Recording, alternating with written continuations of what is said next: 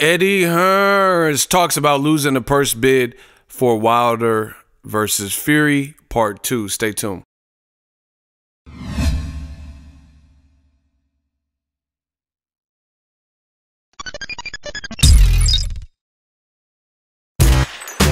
Boxingego here. If you like this video, make sure you hit the like button and also subscribe to the channel and hit the bell icon on the top of your screen to get notified when the latest new content drops. What up, Fight World? It's your boy Ego, and I'm back with some more boxing. Make sure you smash the like button. Also, subscribe to the channel for the latest and greatest in boxing. If you want to become part of the gang notification gang, please hit the bell icon. Shout out to the Super Chats, channel donations, the Venmo donations, and the Patreon family. We work it. Now, I just watched a video, link in the description, on IFL TV. Check it out. Eddie Hearns is talking about different things. He talked about he would want to bid on Wilder Fury 2, yet he would probably lose the purse bid. I thought that was kind of interesting. And he also said something interesting. He says that he was talking about the processes and processes to the purse bid extension. As you guys know, Wilder Fury was supposed to go to purse bid, I think, earlier this week, but they asked for an extension because they're close with the deal point and making the deal, but they're not quite there, and they weren't ready in the date. But it looks like both parties are being amicable, and you know, it's going good. They just have some things to hash out before it's announced and finalized for Wilder to face Tyson Fury in an immediate rematch. Now, the interesting thing is, in this interview, you guys have to fast forward or watch the whole thing, or you could fast forward the clip right around about 10 minutes, you know, 9 minutes and 45 seconds, 10 minutes. Go to that mark, and that's where Eddie Hearns is talking about the purse bid and losing the purse bid and wanting to bid.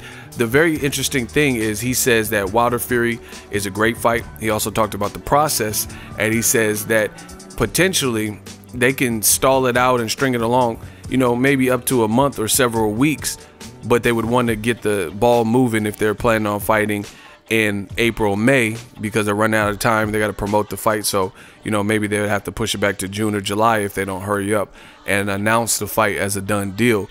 But he said it's a big fight, it's a great fight, so you want to promote it, right? Now, this doesn't sound like anything. You're like, okay, Ego, get to the point. The thing that, like I said, new media, we put stuff into perspective. What he said, it didn't sound like anything was inaccurate right there, you know, with that statement. You know, they probably can get a longer extension. But the thing that's very interesting is, one, he said he would want to bid on the fight. But when he talks about Deontay Wilder and definitely Tyson Fury, he always says Tyson Fury is boring and Wilder's not a star in America. So yet again, another Eddie Hearns, Team Joshua contradiction.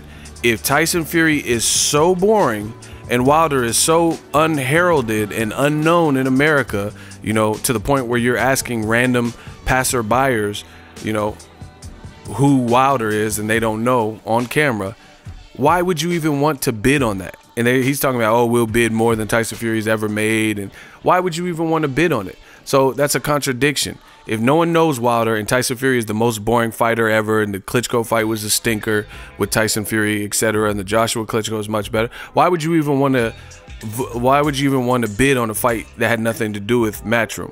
You know, a Frank Warren and Al Heyman concoction. Makes no sense. Number two, the second thing is, he admits on camera, you can look at him, that it's a big fight with Wilder Fury, and he even says, I think it'll get done. And you know, they're probably just finalizing the deal point. Yet again, it doesn't sound like a big deal, but the reason it is a big deal is because this is another contradiction with Eddie Hearns. Eddie Hearns was making it seem like Wilder was ducking the fade with Anthony Joshua. He was playing the role, which is what I told you, new media. Like, why would Wilder not answer our emails? You know, saying things and putting things out in front of the media, damage control, like I've told you, you know, Tyson Fury's on the short list. But he knew, Eddie Hearns knew Tyson Fury wasn't on the short list because he was in negotiations, and unless you had something of merit, and you know, it was something of Tyson Fury's liking, it wasn't going to trump or pull him away from the Wilder fight. It would have to be some like monumental type deal, and it doesn't look like Anthony Joshua, at least recently, is giving out those deals, because so many people have been displeased with their offers, from Dillian White to Luis Ortiz to fight Dillian White, to Deontay Wilder complaining about the flat fee and I want 50-50 now, and this, that, and Joseph Parker initially, when his team was negotiating, they had problems. All these people had problems. So, you know, what the reason that I'm making this video is because Eddie Hearns, this is proof that he tried to sway the public into thinking something that he himself doesn't even believe, because he admitted Wilder Fury 2 is a big fight, a great fight that he would even want to bid on, right? You got to read between the lines. Then he also admits that he believes the fight will get done between Wilder and Fury, and it just needs time to promote. So again, the question I'm posing to you guys is this: if you believe the fight is a good fight and it needs time to promote and the fight will get done, then why were you making it sound like Deontay Wilder wanted no smoke, when you know, in fact, the reason he wasn't responding to your emails is because he was already negotiating with Tyson Fury? There is nothing else. Like, old media is looking crazy right now because you guys know it doesn't make sense, which is what I've been telling you. Ego's Army, new media, this is what we've been telling you. Making it sound like Wilder wanted no smoke, but you know the deal. You know why he's not responding to your emails, because he has his own business. He has his own fork in the road. Before, it was just a straight path and all roads led to Joshua. Now they've created their own lane. They can make good money and get a lot of recognition, and in the process shit on someone that they feel shit on them and didn't give them the opportunity and wanted to be like diva like or A-side like. So now they're leaving you out in the cold and starving you out, and leaving Team Joshua to, you know, have to fight the Povetkins of the world and Gerald Miller, who, you know, is solid, but he hasn't been tested at that level, and he has his star power and marketability hasn't been tested as a main event. So, you know, a lot of that's going to rest on Joshua's shoulders, and you know, they're giving you a dose of your own medicine. But once again, this is more proof that Eddie Hearns knows the drill. He knows what's going on, but he was trying to convey this message to the public as if, oh yeah, Wilder, I can't get it. We offered him a 60-40 split and 50-50. You're trying to double back. You know why he's not responding.